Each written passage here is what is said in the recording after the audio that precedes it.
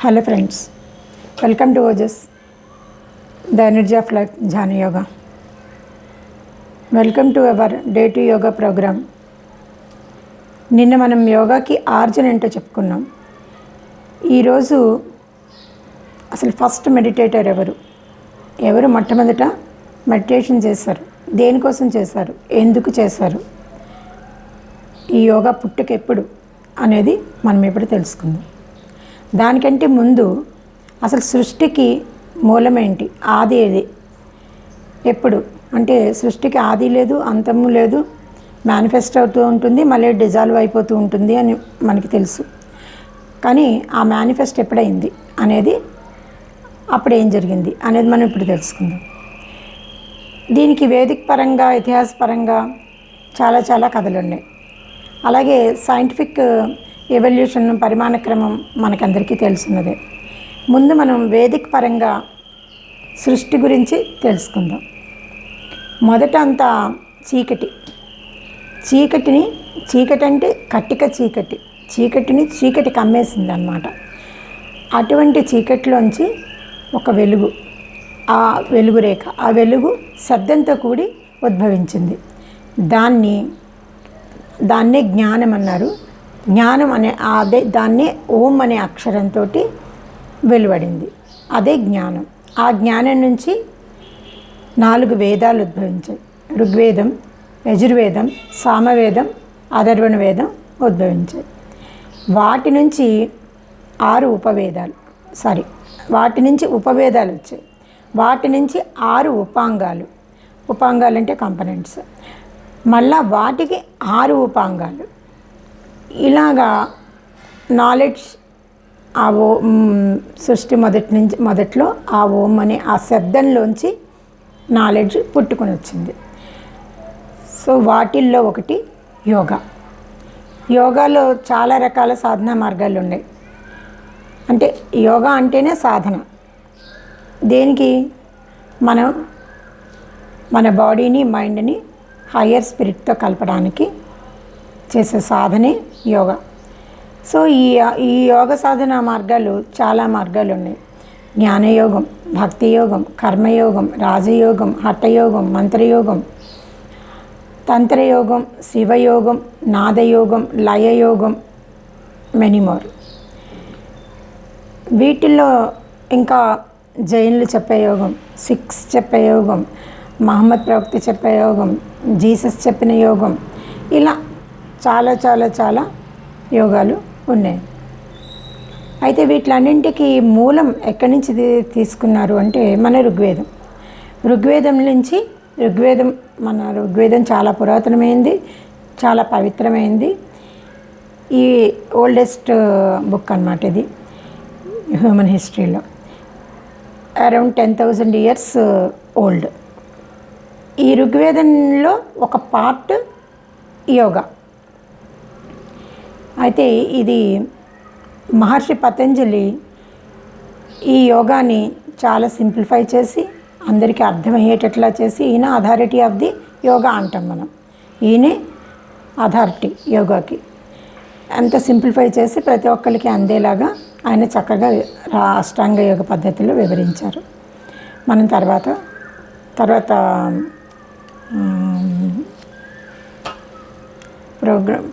ప్రోగ్రాంలో మనం చెప్పుకుందాం పతంజలి గురించి. సో చాలా సింప్లిఫై చేసి ఆయన ఇచ్చారు. ఆ తర్వాత మన లార్డ్ శ్రీకృష్ణ ఆయన భగవద్గీతలో 18 అధ్యాయాల్లో మనిషి ఎలా ఉండాలి అనేది, ఎలా స్పిరిట్ని చేరుకోగలుగుతాడు అనే దానికి చక్కటి మార్గాన్ని ఆయన 18 యోగాలుగా మనకి విశదీకరించి చెప్పారు.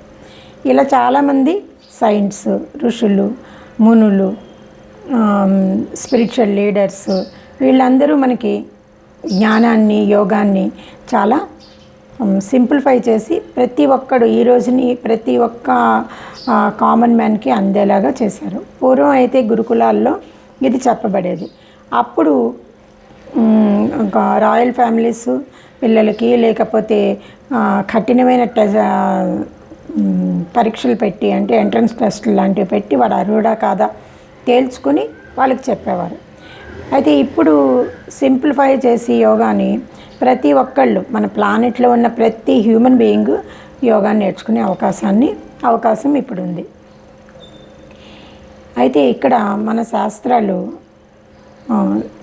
మనకి చెప్పేది మన శాస్త్రాల్లో మనుశాస్త్రము, ఉపనిషత్తులు, భాగవతం, అలాగే ఇప్పుడు యోగాకి ఆథరైజ్డ్ పర్సన్గా మనం చెప్పుకునేటటువంటి యోగాకి అథారిటీగా మనం చెప్పుకునేటటువంటి పతంజలి మహర్షి, వీళ్ళందరూ కూడా ఎన్లైటన్మెంట్ త్రూ మెడిటేషను మొట్టమొదటిసారిగా ఎవరికి వచ్చింది, ఎవరు పొందారు అనే దాని మీద హిరణ్యగర్భుడు అనే పేరుని సూచిస్తారు. హిరణ్యగర్భుడు అంటే ముందు హిరణ్యగర్భం అనే దానికి మనం మీనింగ్ తెలుసుకుందాం. హిరణ్యగర్భుడు అంటే గోల్డెన్ ఎగ్ లేదా గోల్డెన్ ఓమ్.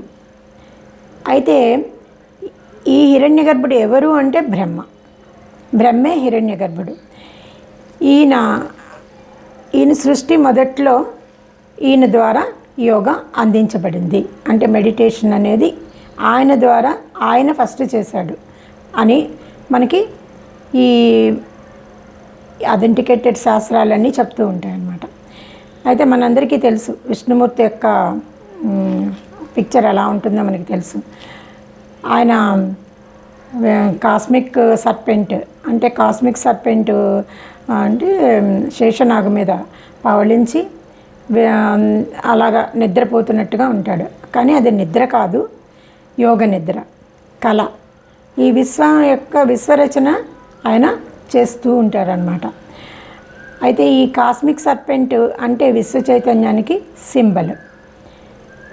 ఆయన అలా పవలించి ఉన్నప్పుడు బొడ్డు నుంచి ఒక లోటస్ రావడము, ఆ లోటస్లో బ్రహ్మ ఉద్భవించడము జరిగింది. బ్రహ్మ ఉద్భవించిన తర్వాత ఆయన ఒకసారి కళ్ళు తెరిచి విశ్వరచన చెయ్యని చెప్పారు. విశ్వరచన చెయ్యని చెప్పారు కానీ ఆయనకేమీ గైడెన్స్ ఇవ్వలేదు, ఏమీ ఇవ్వలేదు.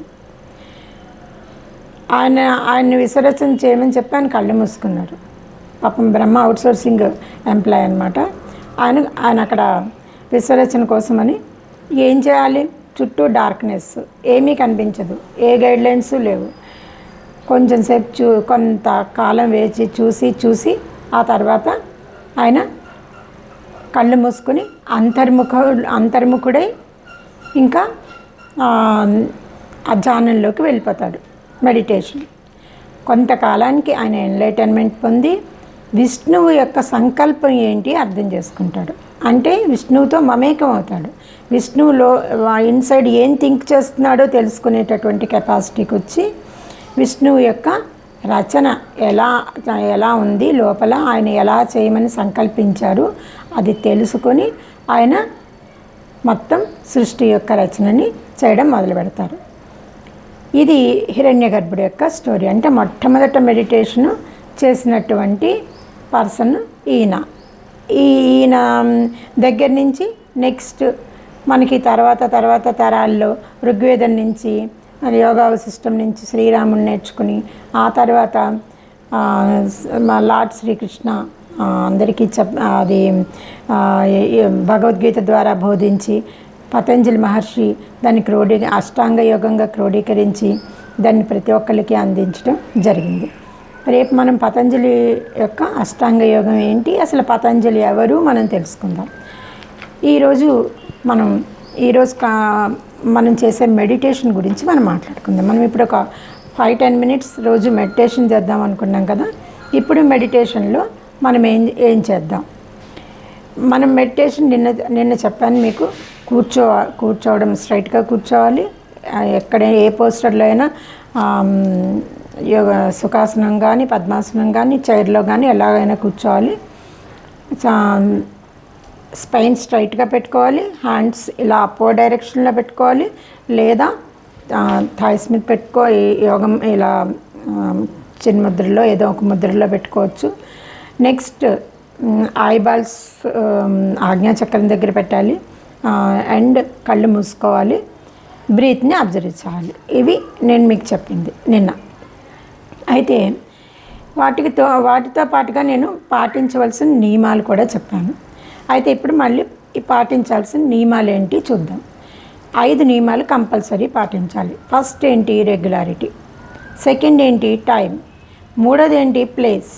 నాలుగోది థాట్స్. ఐదోది గుడ్ కంపెనీ. ఈ 5 సూత్రాలు పాటిస్తేనే మనం మెడిటేషన్లో ముందుకెళ్ళగలుగుతాం. ఫస్ట్ ఏంటి? రెగ్యులారిటీ. ఎందుకు రెగ్యులారిటీ అంటే, ఇప్పుడు మెడిటేషన్ అనేది బాడీ అండ్ మైండ్కి సంబంధించింది. మైండ్ కూడా బాడీనే, థాట్స్, ఎమోషన్స్, ఫీలింగ్స్ అన్నీ అనుభవిస్తుంది కాబట్టి అది కూడా బాడీనే, కాకపోతే సూక్ష్మమైనదన్నమాట. అయితే దీన్ని కంట్రోల్ చేయాలంటే అది దాని దాని అది పోతుంది. బాడీ కంట్రోల్ చేయాలన్నా ఒక గంట సేపు దాన్ని కూర్చోబెట్టాలంటే బాడీని సక్రమమైన పద్ధతిలో, అదే యోగాసనాలు అవన్నీ నెక్స్ట్ క్లాసెస్లో చెప్తాను, అవన్నీ వస్తాయి అన్నమాట. వచ్చినప్పుడు బాడీని మనం కూర్చోబెట్టగలుగుతాం కొంచెం సేపు. అలాగే మైండ్ని కూడా కొంచెంసేపు నిలబెట్టాలి అంటే దానికి కొన్ని అలవాట్లు చేయాలి. రెగ్యులారిటీ. అది మన మాట వినదనమాట. బేసిక్గా మైండ్ మన మాట వినదు. దాని గొడవ అది ఉంటుంది. దాన్ని కరెక్ట్గా కూర్చోబెట్టాలి అంటే కొంచెం నీడ్స్ ట్రైనింగ్. అంటే ట్రైనింగ్ ఏంటి అంటే, ఒక చిన్న ఎగ్జాంపుల్ చెప్తాను. ఒక పెద్ద ఏనుగు ఉంటుంది. ఆ పెద్ద ఏనుగుని కంట్రోల్ చేసేవాడు ఒక చిన్న ఏమంటారు వాడిని, మావటివాడు ఉంటాడు దాన్ని కంట్రోల్ చేయడానికి. అయితే ఆ ఏనుగుని అది వీడి మాట వింటుందా? వినదు కదా. దానికి ట్రైనింగ్ ఇస్తాడు. అది వెళ్తూ ఉన్నప్పుడు ఇటు పక్క ఏదైనా అరటిపండ్ల చెట్టు ఉందనుకో, అది వాడి మాట వినకుండా ఇలా వెళ్ళిపోతుంది ఈ డైరెక్షన్లోకి. అలా వెళ్ళకుండా ఉండడానికి దాన్ని కొంచెం బాధపెట్టో కష్టపెట్టో కొన్ని రకాలైన గైడ్లైన్స్ ఫాలో అయ్యి దానికి కొంత ట్రైనింగ్ ఇస్తాడు. ఇచ్చినప్పుడు అంత పెద్ద ఏనుగు ఇంత చిన్న మావటివాడికి మాట వింటుందన్నమాట. అది అలాగనే ఇప్పుడు మన బ్రెయిన్ ఏంటి అంటే, మన మాట వినదు. మన మాట వినకుండా దాని ఇష్టం వచ్చినట్టు అది వెళ్ళిపోతూ ఉంటుంది. కాబట్టి దాన్ని కంట్రోల్లో ఉంచాలి. కాబట్టి మనం ఏం చేయాలంటే దానికి ఒక రెగ్యులారిటీని మనము ఇవ్వాలి. ఆ రెగ్యులారిటీని ఇచ్చినప్పుడు అదేమవుతుందంటే, రోజు ఈ టైంకి ఇక్కడ కూర్చోవాలి, మనం ఈ టైంకి చేద్దాం అనుకుంటున్నాము అనేది దానికి అలవాటు అవుతుంది. అది ఫస్ట్ థింగ్, ఫండమెంటల్గా అన్నమాట. Next time. ఒకే టైంకి కూర్చుంటే అది కూడా హ్యాబిట్ అవుతుంది. ఎందుకంటే ఫస్ట్లో మనం పిల్లల్ని ఎలా అయితే స్కూల్కి పంపిస్తామో ఇది కూడా అలాగే అన్నమాట. ఒకే టైంకి కూర్చోవాలి. ఏ టైమ్స్ మంచివి అనేది మన శాస్త్రం ఏం చెప్తుంది? నైట్ డే అవుతున్న టైం అంటే early in the morning, and morning afternoon అవుతున్న టైం అంటే 11:30 to 12:30 or 11 to 12, and then evening night అవుతున్న టైం అంటే 6 to 7 లేదా 5 to 7. ఈ టైమింగ్స్ మనకి ధ్యానానికి లేదా మెడిటేషన్కి ఉపయోగపడేవి. Any kind of meditation, even చదువుకునే పిల్లలకి, చదువుకోవడమైనా సరే, ఏదైనా సరే ఏకాగ్రతతో చేసేది మెడిటేషన్. కాబట్టి చదువుకునే పిల్లలకైనా సరే ఏదైనా ఆ టైమింగ్స్ మంచివి అని శాస్త్రం మనకు చెప్తుంది. ఆ టైమింగ్స్లో బాడీలో ఒక వైబ్రేషన్స్ కూడా ఉంటాయి. ఇది time and regularity. Next place. ఒక ప్లేస్ కావాలి మనకి, ఏదో ఒక ప్లేస్, కొంచెం డిస్టర్బెన్స్ లేనిది, ఎనీ ప్లేస్ కొంచెం డిస్టర్బెన్స్ లేనిది, పక్కని ఎక్కడో ఒక చోట పెట్టుకునేది, ఎక్కడో ఒక చోట ఒక చిన్న స్పేస్ పెట్టుకుంటే మనం ఆటోమేటిక్గా అక్కడికి వెళ్ళినప్పుడు, మనం అక్కడ కూర్చొని మెడిటేషన్ చేస్తున్నప్పుడు మనకి ఏమవుతుందంటే, మనకి కొంత వైబ్రేషన్స్ వస్తాయి. అంటే మనం కాస్మిక్ ఎనర్జీని మనం రిసీవ్ చేసుకుంటాం. ఆ వైబ్రేషన్స్ అంతా పాజిటివ్ ఎనర్జీ. ఆ పాజిటివ్ ఎనర్జీ అక్కడ డిపాజిట్ అవుతూ ఉంటుంది. మనం వెళ్ళి అక్కడ కూర్చోగానే మనకి ఆ పాజిటివ్ ఎనర్జీ ఏదైతే డిపాజిట్ అయిందో అది కొంచెం మనకి హెల్ప్ చేస్తుంది అనమాట. These are all supporting. ఇప్పుడు ఇవన్నీ కూడా ఈ మనకి రెగ్యులారిటీ ఉండాలి, తర్వాత టైం పాటించాలి, నెక్స్ట్ ప్లేస్ ఉండాలి అనేవి ఇవి వీక్నెస్ కాకూడదు. అవి సపోర్ట్గా ఉండాలి మనకి. మనం చేసుకునే ధ్యానానికి సపోర్ట్ ఇవ్వాలి అంతే. ఆ సపోర్ట్ కోసం ఇవన్నీ ఈ ప్లేస్లో మనకి ఆ వైబ్రేషన్స్ ఉంటాయి కాబట్టి ఆ వైబ్రేషన్స్ని మనం తీసుకుంటాం. ఇది నెక్స్ట్. అందుకని ఆ ప్లేస్ని మనం పెట్టుకోవాలి. ఇంకో చిన్న ఉదాహరణ చెప్తా. ఇక్కడ నేను ఈ మధ్య కొన్నిసార్లు ఇంటర్నేషనల్ ఫ్లైట్స్లో మనం అక్కడికి ఇక్కడికి వెళ్తూ ఉంటాం కదా. వెళ్ళినప్పుడు కొన్ని ఎయిర్పోర్ట్స్లో, అన్ని ఎయిర్పోర్ట్స్ అని నేను చెప్పను, కొన్ని ఎయిర్పోర్ట్స్లో ఆల్మోస్ట్ అన్ని ఎయిర్పోర్ట్స్లోనూ యోగాకు ఉంటుంది ఒక రూము, ఫర్ యోగా అని రాసి పెట్టి ఉంటుంది. రైల్వే స్టేషన్స్లో కూడా ఉంటున్నాయి ఈ మధ్యనే, యోగా అని రాసి పెట్టి ఉంటుంది. అయితే ఇంటర్నేషనల్ ఎయిర్పోర్ట్ ఎన్ని సౌకర్యాలు ఉంటాయి అక్కడ, ఎంత పెద్ద పెద్ద షాపింగ్ మాల్స్ ఉంటాయి, టాయిలెట్స్ చూస్తే ఎంత అద్భుతంగా ఉంటాయి, అన్నీ ఉంటాయి. యోగా రూమ్ మాత్రం టాయిలెట్ పక్కనే ఉంటుంది.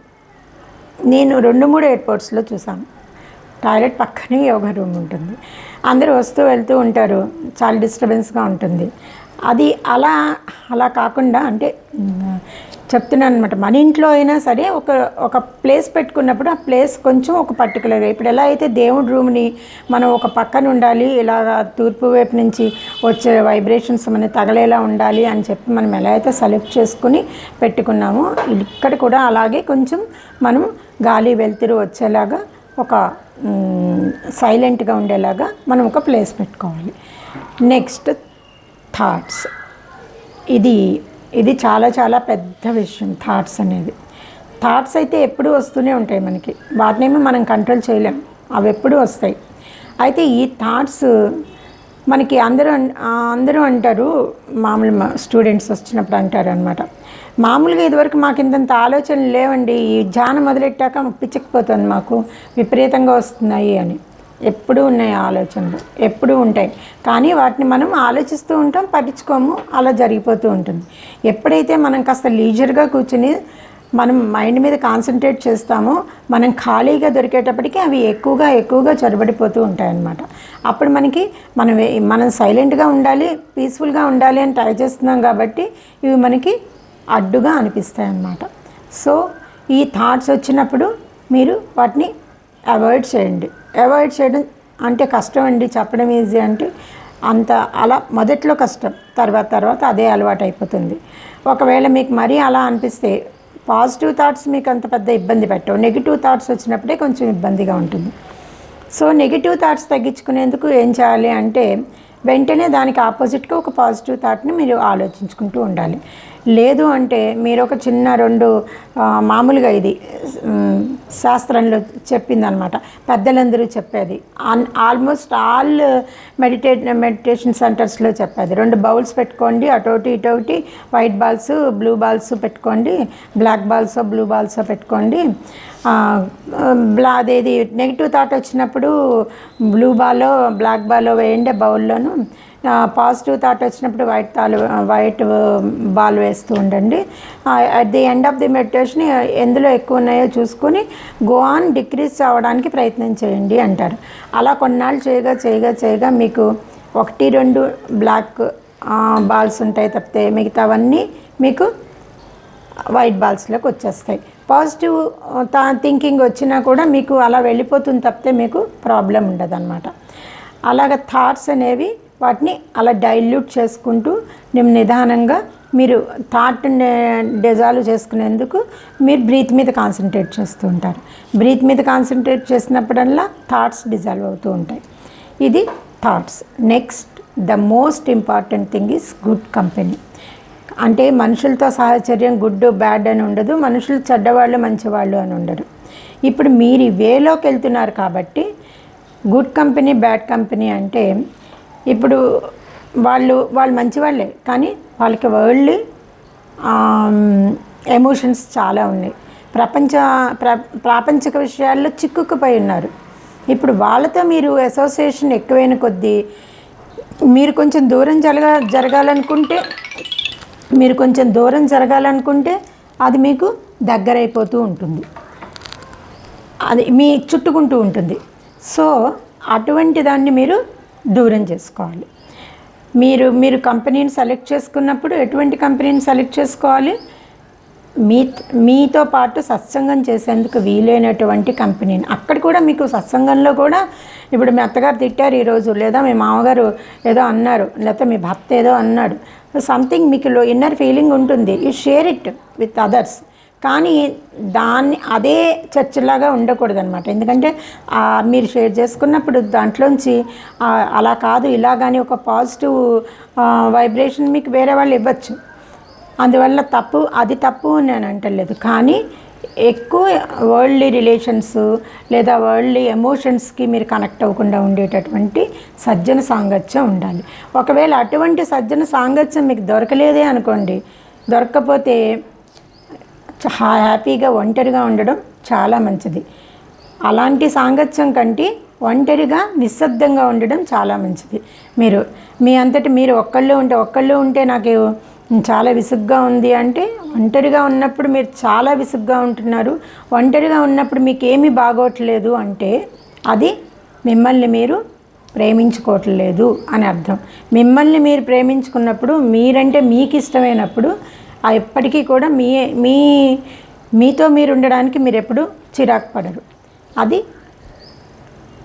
ఈ థాట్స్ని డిజాల్వ్ చేసుకునేది good company is the most important. సత్సంగం అనేది ఎట్టి పరిస్థితుల్లోనూ ఉండాలి.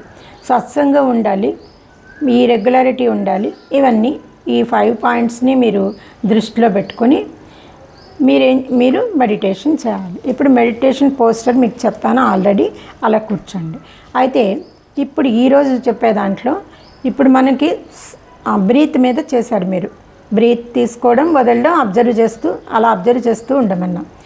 నెక్స్ట్ అయినా మీకు థాట్స్ వస్తున్నాయి, థాట్స్ మీద నుంచి పోవట్లేదు.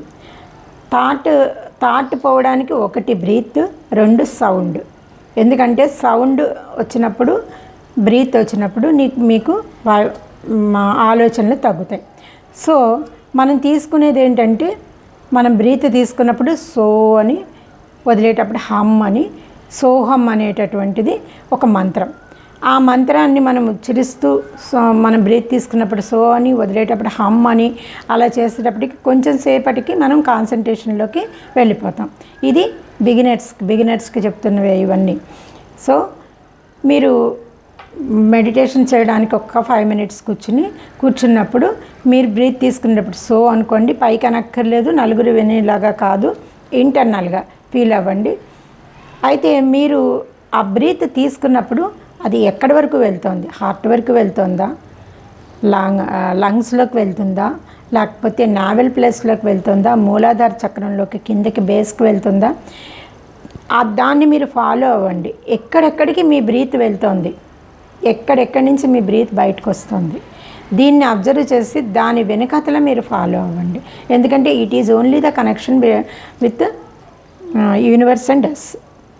అలాగనే మనకి అది లేకపోతే, ఆ బ్రీత్ అనేది లేకపోతే ఈ బాడీ అనేది వర్కింగ్ కండిషన్లో ఉండదు, లేనట్టే మనం. నెక్స్ట్ ఇన్హేల్ అయిన తర్వాత, ఎక్సేల్ అయిన తర్వాత మళ్ళీ ఇన్హలేషన్ లేదనుకోండి, వీఆర్ నో మోర్. కాబట్టి మనం అబ్జర్వ్ చేయాలి. Just we will do meditation today 5 minutes. Put your hands upward in upward direction, close your eyes, point, raise your eyeballs,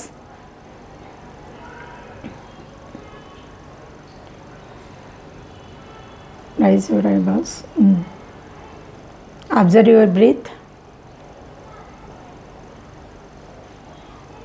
concentrate on in between eyebrows at Ajna Chakra. Inhale and exhale. While taking breath,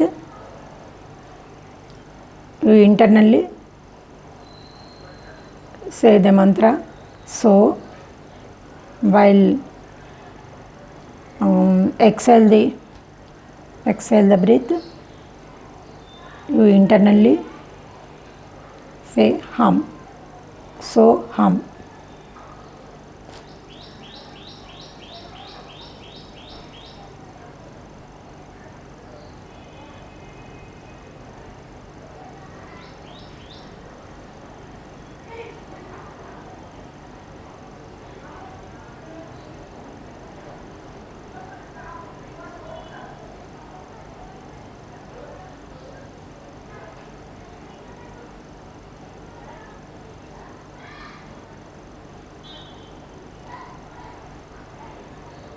observe the breath.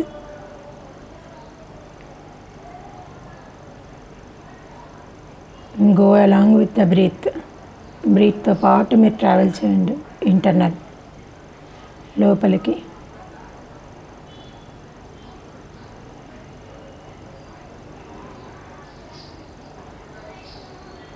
బ్రీత్తో పాటు బయటకు రండి external.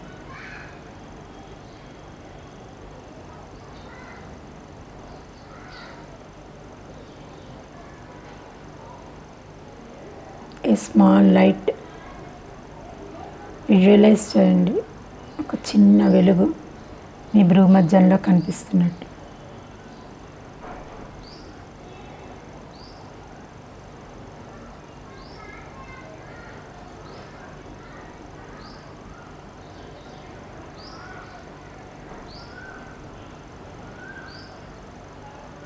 Okay, you continue your meditation 10 minutes or 15 minutes, 20 minutes available.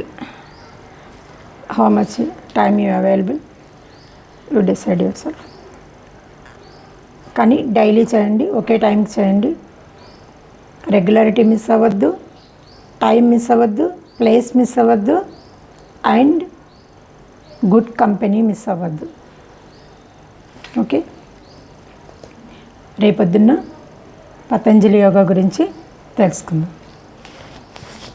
నమస్తే.